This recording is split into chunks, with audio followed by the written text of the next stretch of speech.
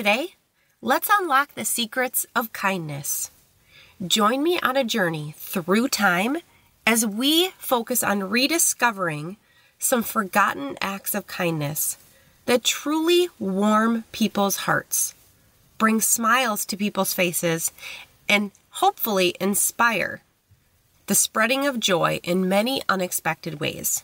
Get ready to be transported to a world where small gestures held immense powers.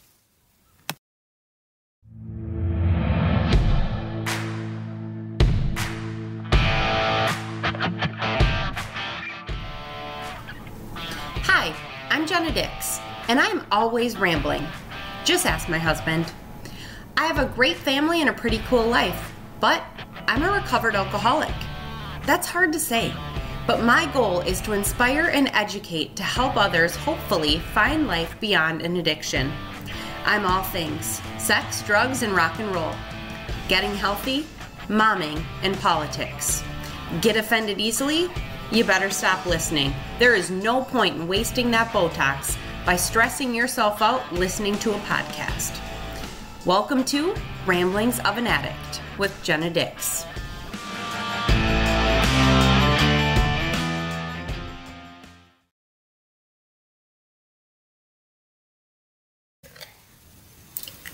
Today's episode brought to you by products and services that I'm thoroughly addicted to.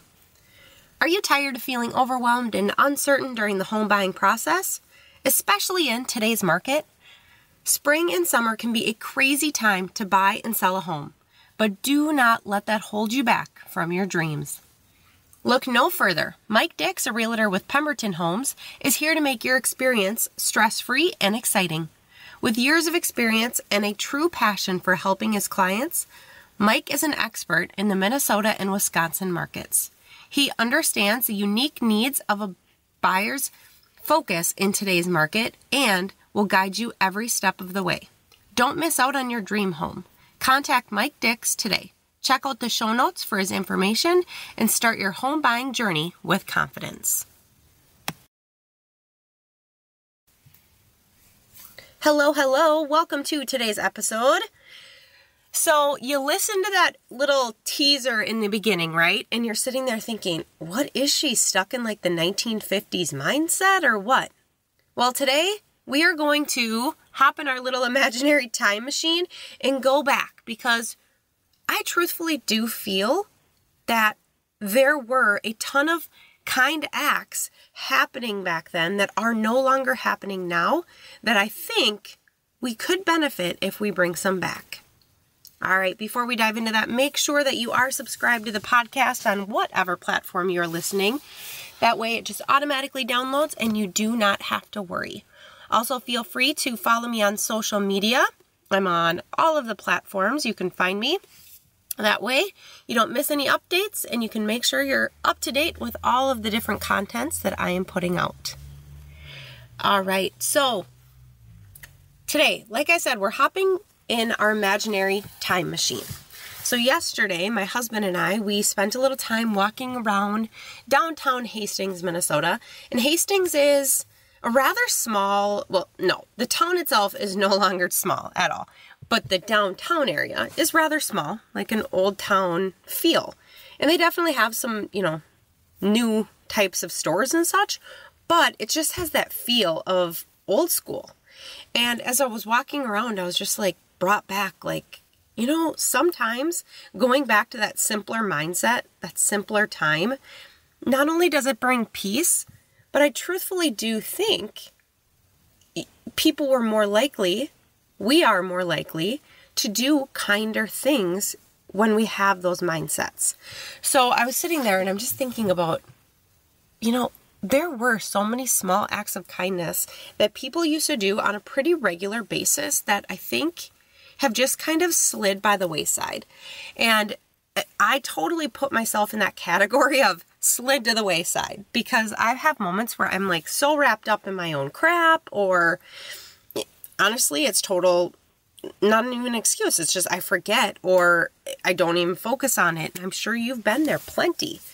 I think we've all had moments where we've done small acts of kindness and we remember, holy crap, that feels so good. it does. It feels good on your end as the giver, but as that receiver of something so kind, like, wow, that's amazing. And then, hence, a lot of times, the hope is, right, you pay it forward. And I know in our times we've seen like the, pay it forward and you buy somebody something in the, Starbucks line or something of that sort. And those are definitely acts of kindness, and we want to continue those things. But we need to remember there's other acts of kindness that we can be diving into as well. So I just sat down and I was like, okay, what were some things that I have thought about, or things that, when people have done them for me, they have felt really good. So I'm going to dive right into them, because we live in a world where everybody seems to be preaching kindness. Like, look around the store. If you look at like any women's or mom's, girls' shirts, they're covered with different phrases about kindness right now. And I don't know about you, but more often than not, I sure as hell don't feel like I'm living in a super kind society. And I've been, like I said, it's slid to the wayside for me too, so I am not standing on a soapbox. I am right down there in the ruts with everyone. So I think this is just going to be a good reminder for all of us. Hey, let's take, 5 minutes every day to do one small act of kindness for different people. So a couple different things that I wanted to jump into here. So the first one, good old thank you cards. Not an email thank you card or anything of that sort. Sit down, handwrite. If you're having your kids do it, right? Like when I make Mac do thank you cards, because this is one our family does. Hardcore. This is one that's been ingrained in me my entire life. I make the girls do it. I make Mike do it. And when it's the girls, well, Haley, not so much. Obviously, she's 15. She writes a thank you card. She's actually got better handwriting than me. But Mac, I hand her some, color crayons or some dauber paints or something of that sort. And she just colors, and then I write the message. Like, as if it's coming from her. But sit down, actually write it out, put it in an envelope, throw a stamp on there, and send that sucker out in the mail. Even if it was just for a small thing, like, for example, like if I recently have been getting speakers on different events, I try to get their address and send them an actual physical thank you card. If you have somebody do you a favor, obviously birthday parties or, my daughter, she just got baptized, things of that sort, make sure you're doing them. But for small acts as well, send those thank you cards. And you can get them at the dollar store. So it's not, or, on different online platforms for relatively cheap. It's not super expensive. So no excuse on that one. And with that, you can new age it. I still recommend for actual thank you cards, go old school. Pen, paper, mail it, right? But you can do little like messages to kind of brighten people's day. More of today's time, shoot a quick text message or something of that sort. Like I don't know. This is number one is one like I feel proud. Like, oh yeah, I do this one pretty good. The other ones, not so much. But this one, send a text message. Like the other day I was sitting there and I was thinking of a girlfriend that I'm building a relationship with, and she just popped into my head and I was like, I'm so grateful for her. And I just sent that to her. And I said, this probably is coming across like weird or corny, but I am truthfully grateful for you. Send those messages. Okay. Number 2, holding doors open for people. This one I'm hit or miss. If I'm on the phone or I'm talking to Mac, I don't deny. I forget this one sometimes. Mike is better at this one than me. Probably because he's male. I don't know. But hold doors open for people. Like, it breaks my heart watching, younger people walk out a door and there's like an elderly person behind them and they let the door like slam on them. I'm like, oh, seriously? Come on. Like, hold the door open. Or if you see a lady coming with a stroller or somebody coming with crutches, like, let's be kind, especially in those situations, but just general. Like, if there's somebody like 4 steps behind you, just stand there with the door open for a second. Okay? It's not something that'll take much of your time, very little effort, and it's super kind. Number 3, offer your seat to someone. So this is like if you are sitting in a space where there's limited seating and you're watching people stand, You know, if you're watching a mom and she's trying to juggle a toddler, like let her sit. Or if it's an elderly person, hand your seat over. This drives me nuts. There's certain things that okay, so it's swimming lessons. It drives me nuts. You know, and I get that kids have to sit down, or so they think. But like when you have, you know, older kids, I'm saying like close to double digits, and they're just sitting in a chair on their device, lounge, their stuff's all over the place, and you've got like grandmas and grandpas standing there. Like, come on. Like, I don't know about you, but I would look at McKenna and be like, hey, sweetheart, can you either A, come sit in my lap, depending on how heavy they are, right?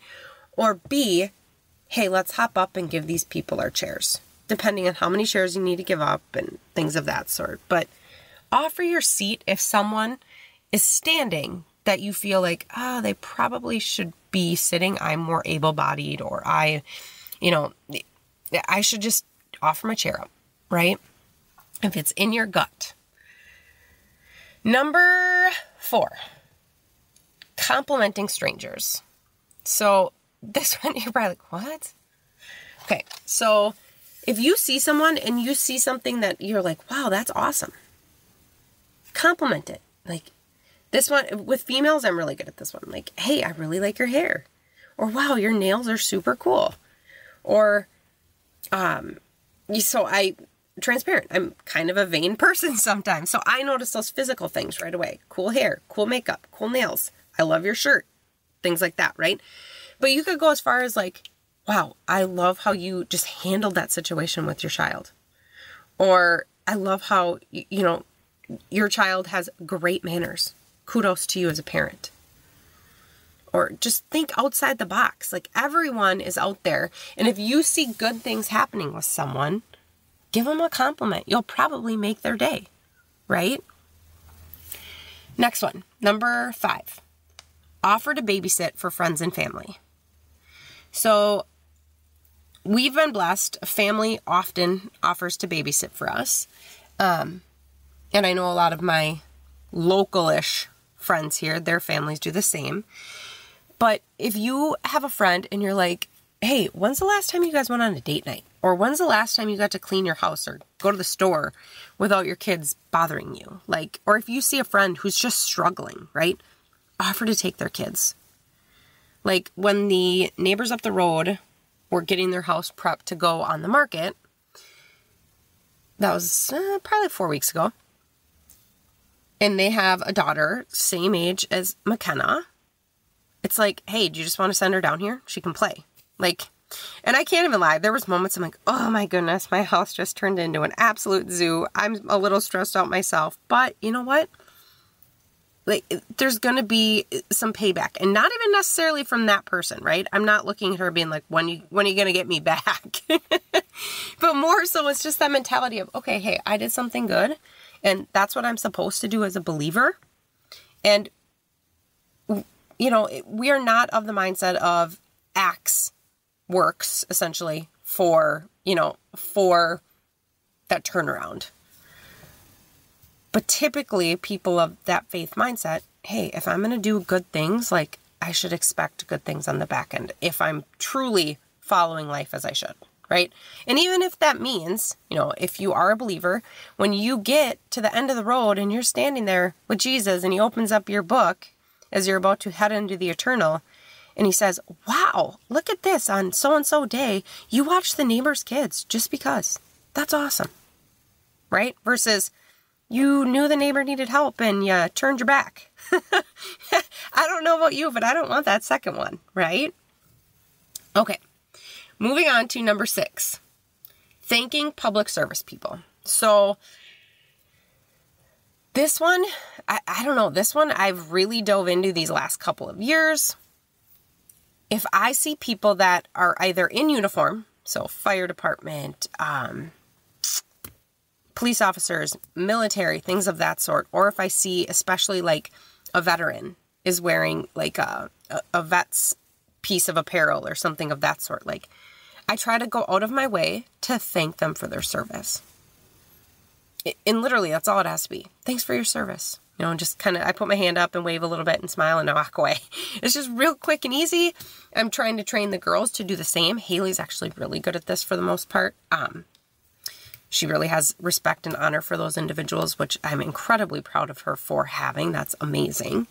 But Matt too, especially in the times we're in, I think this is really important. The police drive by and I'm like, okay, smile and wave. Like, I don't know. This is just, obviously you follow my podcast. I'm very conservative. We are very of the mindset. We support the military. We back the blue, things of that sort. So I'm really trying to train the girls up with that mindset, and thanking those individuals for their time, for their dedication is incredibly important. These last couple years, I have tried as well with different medical professionals as well. Being in the wellness arena in some fashion, right? I am, goodness gracious, nowhere near, what doctors, what nurses have experienced. But I felt and saw a glimpse of it. So I know the amounts and the levels they all felt, wowzers, right? So really making sure these last couple years, like, hey, thank you for all you do. Because it's been hard. It's been really hard. All right, moving on to this next one. Oh, this one is where I suck. Hosting or opening your home to people, being very welcoming and kind, like that warm gesture of let me host you, let me cook for you. Yeah, I suck. Absolutely. Like Mike and I both, like we have plenty of people in our lives that love that. Like, oh, come on over and I'll make you dinner. Let's get together and we'll do this and we'll have food and I'm just like, ew. Ew, ew, ew. I don't want to touch it with a 10-foot pole. Mike is of the same mindset. And we always joke and we have told people in the past, like, I don't want to do that. Like, oh, do we have to do food? Nah, we'll eat before we come. You do your thing. And I can tell you this is a work in progress in our house because I am trying to open my mind a little bit more, understanding that sometimes people are like, that's how I express my love. That's how I express that I care about you. That's how I'm trying to be kind to you, right?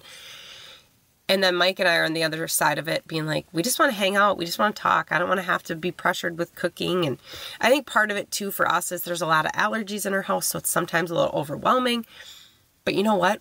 I think if this is your love language, obviously it's not a true one of the, love languages, quote unquote. But for some people, they totally feel loved and give love this way.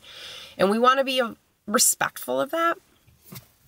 But I just think this is one that was, it's an old school thing. Like my mentor, when I go to my spiritual mentor's house, I go in, she's got the table all set up. She's got, my plate with my food, my napkins all folded, my silverware. And it's just so cute every week. I absolutely love it. And it's really made me start to question this. I'm not saying I'm going to start doing dinner parties and hosting, teas and things of that sort by any means, but it is opening me up a little bit. My blinders have shifted slightly, shall we say, but I truthfully do think there's a lot of kindness within this. So just wanted to keep on our radar. All right, number 8.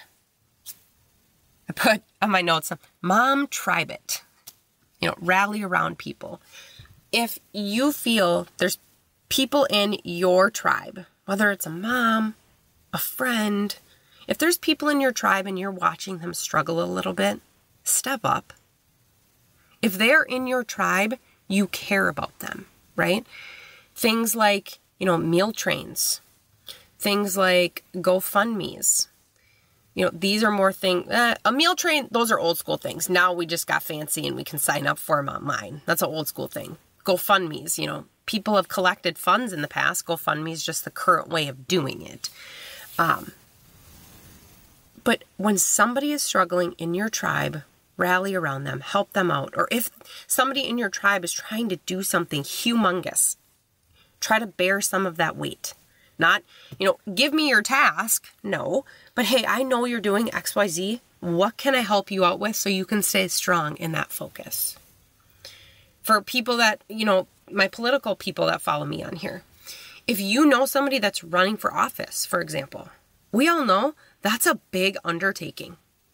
Talk to them. Hey, can I go mow your grass for you? Or, hey, how about I drop off dinner next Thursday for your family while you have, that incredibly intense, forum or fundraiser or something of that sort, right?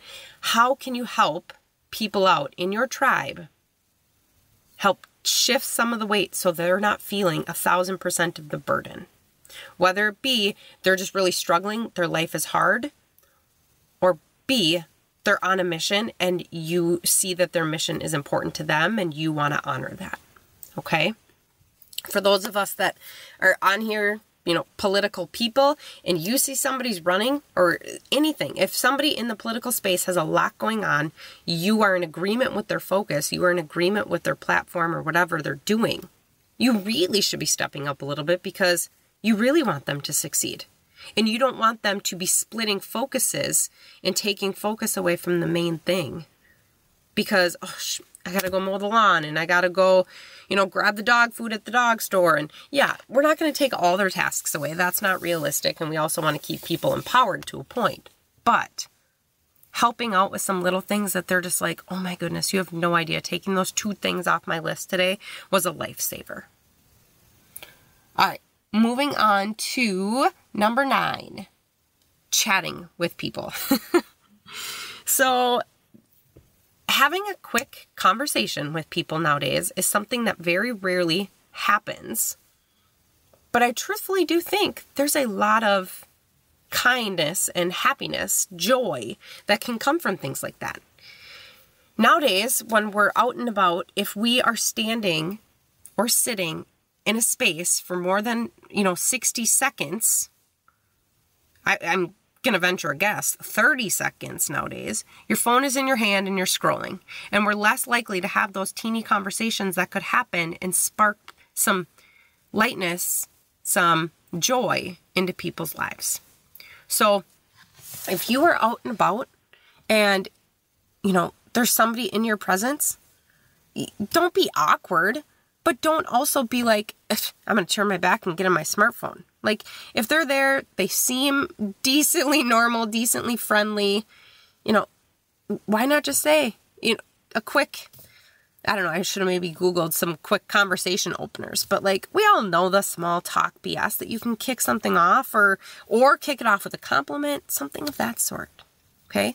That way, I do think we're all going to catch a little bit more joy through that kind act because we're actually interacting with other individuals.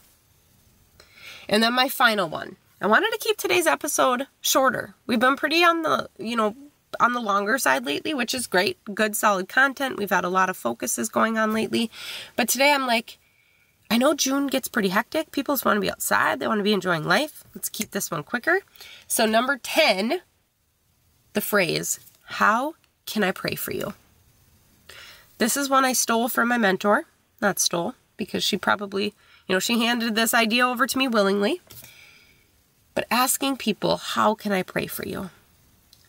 And depending on how bold you go with it, right? Like, I believe I've shared on here. I know I've shared on other social platforms.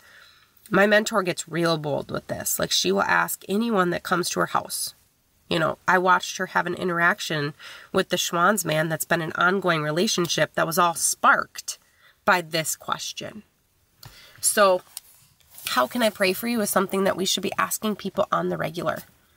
And they may say, I don't need anything. Or maybe they're not a believer and they just, kindly smile. And then in your head, you just think, okay, I'm just going to, in my prayers tonight, say I pray for, XYZ individual because of da-da-da-da-da. And you leave that in God's golden bowl. But this one, make sure you're doing on regular interactions as well. I'll be very transparent. I lead what we call it our church, a life group, which is basically like a small group. And we have several individuals from our church in there, and we pray every meeting. But this may sound horrible, and this was like a basic elementary foundation piece, but we hadn't incorporated it yet. Adding in, does anyone have any specific prayer requests, or how can we pray for you this week moving forward? It truly is an act of kindness because you are literally helping bear their load by sharing it with God. helping God do his work on their prayers. All right. So, as promised, quicker episode today. But a good one with a few takeaways, hopefully, that you can start to implement immediately, pretty much, right? To spark some kindness and joy in your world and in the worlds that you're going to be touching. So as we conclude, I want you to remember that, these small acts, they have some crazy power. The potential to start creating, ripples of compassion in your world. So today, like I said, make a commitment. Practice at least one of these acts. Whether, you sit down and you write somebody a thank you card, or you are walking through the grocery store and you look at somebody and you're like, dang, I like your shoes. Your shoes are awesome. Because together, we can truly revive these forgotten acts and bring kindness back beyond just a slogan on a t-shirt. So go forth, spread that kindness for real. Let your actions be testament of the true love and true kindness that we know from the Bible. As always, wishing you, the goodness that resides in our hearts from Jesus. Until we meet again next episode, make sure every single day you are equipping yourself with the armor of God. And may your days be filled with kindness and your heart be open to the true wonderings of kindness as you begin to spread it to others. I will catch you in the next ramblings. Thank you so much for listening.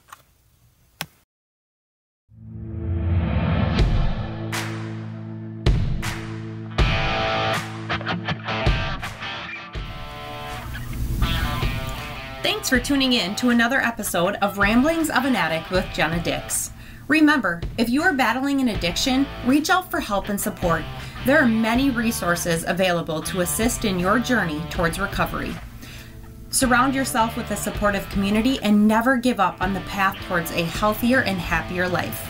I appreciate you taking the time to listen and joining me on this journey. As you heard, I'm always rambling. But seriously, thank you for your support and make sure to subscribe and follow my channel. I can't wait to share more with you on the next episode. Until then, keep on rambling.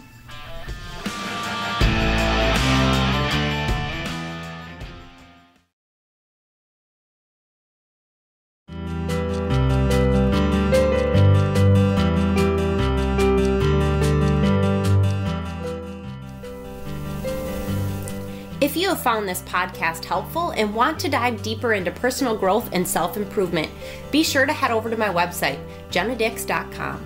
You'll find a wealth of resources there. There is a little less drugs, sex, and rock and roll these days, but whether you're interested in getting healthy, information on momming or parenting, or politics, jennadix.com has something for everyone. So, what are you waiting for? Head to jennadix.com today and start your journey towards personal growth and self-awareness. See you there.